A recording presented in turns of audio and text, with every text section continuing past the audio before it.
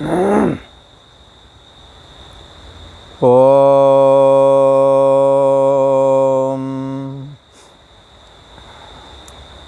श्री योग वासिष्ठ के स्थिति प्रकरण में श्री वशिष्ठ जी महाराज बोले, हे राम जी, जो धन स्त्री आदि नष्ट हो जावे किसी कारण, मान लो धन नष्ट हो गया, स्त्री बच्चे आदि, मकान दुकान आदि, कई बार ऐसा हो जाता है। जैसे 1947 में देश का बंटवारा हुआ तो जो उधर से लोग आए हैं, कई लोग तो अभी भी कहते बना नहीं पाए, सब कुछ लुट गया। महिलाएं कई की छीन ली गई, मार दिए गए, ना मालूम कितने अन्याय हुए जो कहने योग्य नहीं है। उसी को कहते हैं किसी कारण जो धन स्त्री आदि नष्ट हो जावे। तो हमने श्री वशिष्ठ जी महाराज कहते हैं, ये व्यवहारिक विषय नहीं, वैराग्य की दृष्टि से कहते हैं, तो भी हमें अपने धैर्य को ना छोड़ना चाहिए और अपने कृत्यों को करते हुए अपने को मुख्य धारा में ले आवें, बुद्धि का बैलेंस ना बिगड़ने दें और जगत के मिथ्यात्व का बारंबार विचार करें। ये ज़मीन कभी किसी के कोई कहता था ये हमारी है, कभी कोई कहता हमारी है, ज़मीन वहीं पड़ी रह जाती है, लोग चले जाते हैं। इस ज़मीन की खातिर बड़े बड़े अन्याय, धन संपत्ति के खातिर बड़े बड़े अन्याय किए, आज वो नहीं, ज़मीन उसी जगह है। इसीलिए यहाँ कहते हैं कि जगत के मिथ्यात्व का विचार करना। यहाँ तो ऐसा कहते हैं, राम गयो रावण गयो, जिनके बहु परवार, कह नानक सुन रे मना स्वप्ने ज्यों संसार। स्वप्न की तरह ये संसार है। रावण राज्य को राम राज्य ने ख़त्म कर दिया, कालांतर में राम राज्य भी ना रहा, राम गयो रावण गयो। रावण का राज्य, राम का राज्य गया। राम का अंत कभी नहीं होता, ऐसा नहीं सोचना। राम की उपासना करोगे, राम आज भी प्रकट हो जाएंगे, क्योंकि राम चैतन्य सत्ता आत्मा का ही नाम है। वही माया को स्वीकार करके दशरथ के यहाँ मर्यादात्मक उपाधि श्री राम प्रभु के रूप में प्रकट हुए। इसलिए राम ब्रह्म परमार्थ रूपा, राम ब्रह्म है। इसलिए कहा कि इस संसार में एक परमात्मा के अलावा, एक आत्मा के अलावा कुछ स्थायी नहीं है, राम वही है। उसी बात को तो श्री वशिष्ठ जी महाराज बता रहे हैं। बाकी सब कैसे हैं? अनित्य हैं, सदा रहने वाले नहीं हैं। फिर चाहे वो हमारा ज़मीन जायदाद, मकान दुकान, धन पुत्र स्त्री आदि, ये सब यहीं मिले यहीं छूट जाते हैं। और जैसे ये पीछे गंगा जी बह रही हैं, इसमें बड़े बड़े तिनके आते हैं, भंवर में फंस जाते हैं, इकट्ठे होते हैं, फिर एक झटके से सब अलग अलग होकर के चले जाते हैं। ऐसे इस संसार में हम सभी कर्मों के अधीन होकर के इकट्ठे हुए हैं और कर्म अपना अपना भोग के सब अलग अलग हो जाते हैं। इसलिए ऐसा समझ करके जगत के मिथ्यात्व का ही निश्चय हृदय में धारण करें और परमात्मा सत्य है इस बात को हृदय में अवश्य धारण करें। जिससे जगत के मिथ्यात्व का निश्चय धारण करें तो उसमें ये सोचें कि एक ना एक दिन इस पदार्थ का, इस वस्तु का अंत जरूर आवेगा। हमारे आपके शरीर का भी अंत एक ना एक दिन जरूर होना है। हमारे से पहले भी बड़े बड़े ऋषि महर्षियों ने इस पृथ्वी पर आश्रम बनाए, धर्म कर्म करे, वो भी चले गए। बड़े बड़े राजाओं ने अपने राज्य स्थापित किए, मनमानी आज्ञा पालन करवाई, पर वो भी चले गए। इसलिए संतों ने कहा कि दो चीज़ें सदा स्मरण रखना चाहिए, एक परमात्मा का स्मरण और दूसरा मृत्यु। ये मृत्यु जरूर जीवन में आवेगी, इस बात का ख्याल हमें भूलना ना चाहिए। और इस जगत में एक परमात्म सत्ता ही सत है, और वो सत कहीं दूर नहीं, सो प्रभु और नहीं सो तू है। पोप मध्य जैसे बास बसत है, मुकुर माए जिम छाई, तिम हरि ही बसें निरंतर, घट ही खोजो भाई। हाँ, इस शरीर के अंदर में जो बुद्धि का आश्रय और प्रकाशक है, यो बुद्धि पर तस्तु सहा, जो बुद्धि से परे तत्व है वो चेतन आत्मा है, इसी का नाम परमात्मा है। सभी बुद्धि के पीछे यही तत्व विद्यमान है, इसीलिए इसको परमात्मा भी बोला जाता है। श्री वशिष्ठ जी महाराज बोले, हे राम जी, उस अचैतन्य सत्ता आत्मा ही को सत्य जानना शाश्वत है। अविनाशी तू तद्विद्धि, उसी को तुम अविनाशी जानना, बाकी सब नाशवान है, ऐसा तुमने सदा स्मरण रखना है। और जगत के राजकाज सारे कुछ करना है, जब तक रहना है, जब तक जीना है, तब तक सीना है। लोग कहते हैं जब तक शरीर है तब तक संसार के कर्मों को ऐसे ही करो जैसे अज्ञानी करता है।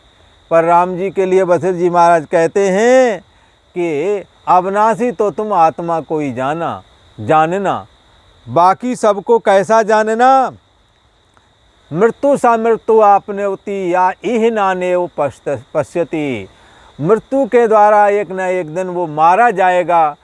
जो यहाँ एक अद्वैत चैतन्य सत्ता आत्मा को नाना देखेगा, नाना प्रकार के सत्य देखेगा, वो मृत्यु के द्वारा मृत्यु को प्राप्त होवेगा।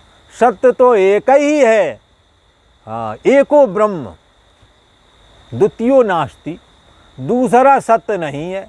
सत्य तो ब्रह्म ही है। ब्रह्म सत्यम जगत मिथ्या, ब्रह्म सत्य है, जगत मिथ्या है। और जीव ब्रह्म ही, ब्रह्म से ब्रह्म की छाया जब मन और माया में पड़ती है तो जीव ईश्वर बन जाते हैं। इसलिए सत्य तो ब्रह्म ही है। माया आभासेन जीव ईशो करोति, माया ने आभास के थ्रू ब्रह्म का आभास माया ने अपने में ग्रहण किया, और मन ने ब्रह्म के प्रतिबिंब को अपने में ग्रहण किया। दोनों में अलग अलग अहम पैदा हुए। जो माया में अहम पैदा हुआ वो एको अहम, वो ईश्वर अहम कहलाता है। और मन में जो अहम आया वो मन है नाना, हमारे तुम्हारे सबके अनगिनत मन हो जाएंगे। तो अनगिनत अहम अस्मि जो निकलता है ये जीवो हम कहलाता है। तो श्री राम प्रभु के लिए वशिष्ठ जी महाराज कहते हैं, हे राम जी, ये सोने जागने वाली चेतना रूप जो ये जीवात्मा है, सभी के अंदर जो अहम अस्मि करके फुर रहा है, ये भी सत्य नहीं है। सत्य तो वही है। अविनाशी तू तद्विद्धि, अविनाशी तो तुम उसी को जानना, बाकी को सब नाशवान जानना। श्री वशिष्ठ जी महाराज कहते हैं, हे राम जी, जो धन स्त्री आदि नष्ट हो जावें तो ऐसा ही विचार करना राम जी कि जैसे इंद्रजाल की बाजी, जैसे इंद्रजाली जगत बनाता है, पद पदार्थों की रचना करता है जादूगर, और वो जादूगर फिर बाद में अपनी माया समेटता है तो सब नष्ट भी कर देता है। तो इससे कोई दुखी तो नहीं होता।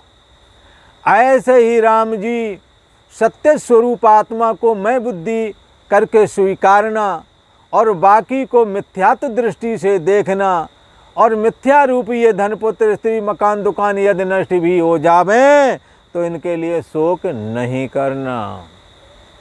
ये बात किसके लिए बताई है? श्री राम प्रभु को बताई गई, पर किसके लिए? हम सब लोगों के लिए बताई गई है कि ज़्यादा मोह के चक्कर में मत पड़ना। ये मोह सकल व्याधिन कर मूला, संपूर्ण व्याधियों की जड़ मोह ही है। इसलिए अविनाशी परमात्मा को श्वास से अभिन्न होकर के जानना, बाकी को मिथ्या समझ करके जो भी तुम्हारे कर्तव्य बनते हैं उनको बखूबी करना। ये ब्रह्म ज्ञान इसलिए नहीं है कि तुम अकर्मण बन जाओ, सब मिथ्या हम क्यों करें। अरे भाई, जब तक जीना है तब तक सीना है, जब तक शरीर रहेगा शरीर के धर्म रहेंगे, खाना पीना पड़ेगा। ब्रह्म ज्ञान होने के बाद में भी भूख लगेगी, बुढ़ापा आएगा, जब बालक होगे जवान हो जाओगे, जवान होगे तो बुढ़े हो जाओगे, बुढ़े हो तो शरीर भी शांत होवेगा। परंतु इन सब के अंदर रहने वाली चैतन्य सत्ता जो अविनाशी है, उस अविनाशी को ही अविनाशी जानो तो तुम बच जाओगे। क्योंकि वो देहिनो अस्मिन यथा देहे कौमारम यौवनम जरा तथा देहांतर प्राप्त धीर तत्र न मुह्यति। जैसे बचपना मर गया, जवानी आ गई, जवानी मर गई, बुढ़ापा आ गया, ऐसे ही शरीर मर जाएगा पर तुम बच जाओगे। बचपना मर गया, बचपना मरा ना कि तुम मरे। तुम जानते हो कि हमारे में बचपना आया था, जवानी आई, जवानी मर गई, जवानी नहीं रही, तुम जानते हो, तुम बचे हो, जवानी चली गई, बुढ़ापा आ गया। अब बुढ़ापा आ गया, बुढ़ापा शरीर लेके जाएगा। जैसे बचपना जवानी बुढ़ापा आते और चले जाते हैं, तुम बच जाते हो। चैतन्य सत्ता आत्मा बच जाता है, अंदर जानने वाला बच जाता है, अनुभव करने वाला बच जाता है। वो अनुभव करने वाला आत्मा ही है। वो शरीर के मरने पर भी बच जाता है। वो क्यों बच जाता है? क्योंकि अविनाशी तू तद्विद्धि, उसको तुमने अविनाशी जानना। क्योंकि एन सर्मिदम ततम, वो सब में समाया हुआ है। हाँ, ऐसे आत्मा को अविनाशी जानना। नाशवान शरीर को यदि तुम अविनाशी जानोगे तो मृत्यु के द्वारा मारे जाओगे, और यदि अविनाशी को तुमने अविनाशी जाना, उसी में अपनी मैं स्थापित की, तो निश्चय ही न तस्य प्राणा उत्क्रामन्ते न स पुनरावर्तते है न स भूयो विजायते है। फिर उसका पुनर्जन्म नहीं होता, फिर उसको मृत्यु काट नहीं सकती, मृत्यु उसका नाश नहीं कर सकती।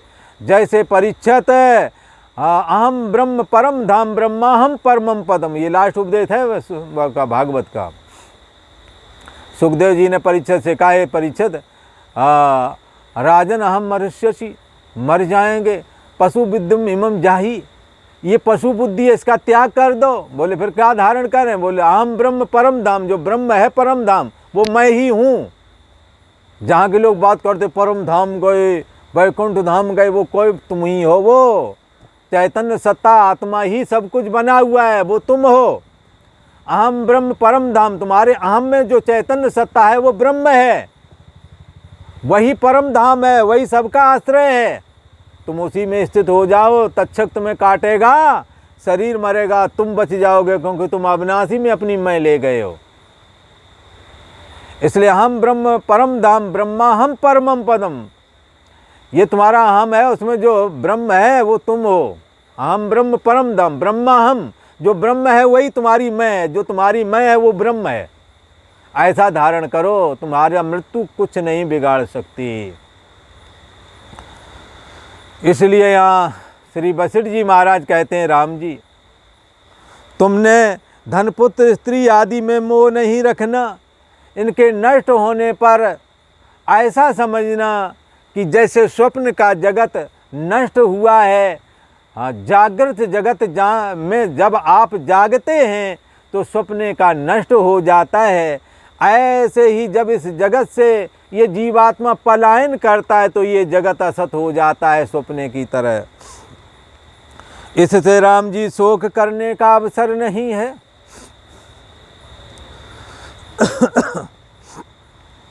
जो क्षण में दृष्टि आए और फिर नष्ट हो जाए तो राम जी उसका शोक करना व्यर्थ है। जन्म से पहले शरीर नहीं, मरण के बाद में शरीर नहीं, बीच में थोड़े समय के लिए दिखाई पड़ा है। भगवान श्री कृष्ण कहते हैं तत्र का पर देवना, इसके लिए क्या शोक करना। जो पहले नहीं बाद में नहीं वो बीच में भी नहीं, ऐसा ही जानना चाहिए। हे राम जी, जैसे गंधर्व नगर जो रत्नमणि से भूषित आसमान में दृष्टि दोष से दिखाई पड़ता है अथवा दूषित होता है, उसमें हर्ष शोक का स्थान कहाँ है? न हर्ष करने की जगह है, न शोक करने की जगह है। क्यों? गंधर्व नगर कुछ वस्तु होती नहीं, वो चाहे मोती मणि माणिक्य का क्यों न बना हो, गंधर्व नगर पर वास्तव में उसका कोई वजूद ही नहीं है। तैसे ही राम जी अविद्या से रचे पुत्र स्त्री धन आदि के सुख दुख का क्रम कहाँ है? जो पुत्र धन आदि बड़े तो भी हर्ष करना व्यर्थ है, क्योंकि ये मृग तृष्णा के जलवत हैं। जैसे मृग मारीचिका का जल मिथ्या होता है, भ्रम रूप ही है और कुछ नहीं। हाँ, क्योंकि मृग तृष्णा का जल बड़ा हुआ भी उसका कोई अर्थ सिद्ध नहीं होता, क्योंकि वह अपने आप में कुछ है नहीं। तैसे ही राम जी धन पुत्र स्त्री आदि बढ़े तो हर्ष ना करना चाहिए और ना ही शोक करना चाहिए। हाँ, हर्ष शोक से अपने को परे कर ले। आत्मा का जानने वाला हर्ष शोक दोनों से रहित हो जाता है। श्री वशिष्ठ जी ने कहा, राम जी धन पुत्र स्त्री आदि बढ़ जाएं, अच्छे जैसा चाहते हो वैसी स्त्री मिल जाए, पुत्र मिल जाए और स्त्री को पुरुष मिल जाए। श्री वशिष्ठ जी महाराज कहते तो भी वो हर्ष ना करे, हाँ, बल्कि शोकवान रहे कि इनसे अभी धनपुत्र स्त्री आदि हैं, अभी ये बढ़ेंगे ना, ऐसे उतना ही थोड़ी रहेगा, वंश बेल बढ़ेगी, बच्चे होवेंगे, फिर उन्हें पढ़ाओ लिखाओ, फिर उनके विवाह शादी करो, फिर मकान दुकान बनाओ और बना जब समर्थ करके तैयार कर दो तो झगड़ा के लिए तैयार वही हो जाते हैं और फिर ये बोलते हैं हमारे लिए तुमने किया ही क्या है। इसलिए कहते हैं तुम इनके लिए हर्ष ना मनाओ, शोक ही मनाओ। हे राम जी, वह कौन पुरुष है जो मोह माया के बड़े शांतिमान हो? मोह माया के बढ़ने पर शांति बनी रही हो, ऐसा कौन है? कोई नहीं है। वह तो दुखदायक ही है राम जी। जो मूढ़ हैं वे भोगों को देख करके हर्षमान होते हैं और फिर भोगों को अधिक से अधिक चाहते हैं, परंतु बुद्धिमानों को उन भोगों से वैराग उपजता है। जिनको राम जी आत्मा का साक्षात्कार नहीं हुआ और भोगों को अंत वाला नहीं जानते, उनको भोगों की तृष्णा बढ़ती ही जाती है। राम जी, जो बुद्धिमान पुरुष हैं वो भोगों को आदि से ही, शुरुआती से ही, पहले से ही भोगों को अंत होने वाले हैं। भोग सदा रहते नहीं, भोगों का अंत हो जाता है, ऐसा वो जानते हैं। और दुख रूप जान करके भोगों को दुख रूप जान करके ज्ञानवान महापुरुष भोगों की इच्छा का त्याग कर देते हैं। और आज इतना ही। ओम।